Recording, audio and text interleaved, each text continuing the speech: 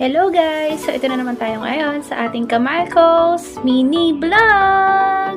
Andito na tayo ngayon sa Kamarcos. So nandito ang ating isa sa mga guests na galing sa...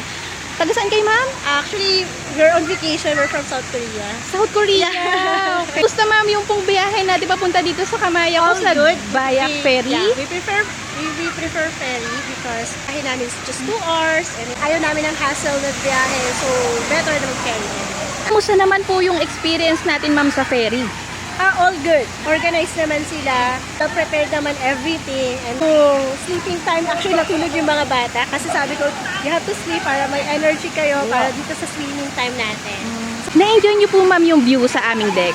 Yes, definitely. So parang from while we're waiting, we went on the deck, tapos wait for mga ilang minutes, and then after medyo nabuboring na sila ng mga kalahating oras, akyat ulit. So, to look forward to. Especially na malapit na kami sa Kamarcos Coast, talaga kikita na yung view, tuwan-tuwa na. And excited that gusto na nilang bumaba talaga totally. Kung Korea, ma'am, bakit niyo po naisipan na isa sa bisitahin ang Kamarcos? Actually, ang Kamarcos, I've been here 2017 team building, company team building. And then, coming from South Korea, yun namin na masyadong matraffic, hassle. So, naalala ko, si Kamarcos is just a ferry. Good thing yung ferry. At the same time, ang ganda ng facilities. Totally, facilities-wise, beach, pools, foods, definitely the hotel, and then the staffs are very, very accommodating. Kaya talagang bilikan ko talaga. With my family now.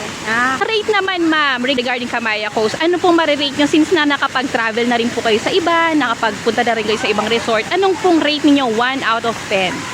For me, value for money, quality, and convenience. I may rate that 10 for Kamarcos. Maybe this is for my point of view because ang hinahanap ko kasi is yung convenience, especially I have a toddler.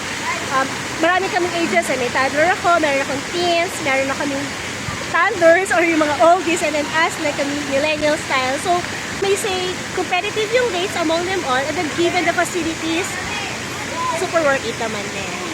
Halimbawa, ma'am, magkakaroon ka ng chance na makatira dito sa Kamarcos as a property owner. Interesado po ba kayong maging property owner dito sa Kamarcos? Yes, if I have given a chance, if the financial stability is good, kasi even though we're South Korea, definitely we're visiting Philippines for my family. And actually, my husband also mentioned that, we really had to go back here.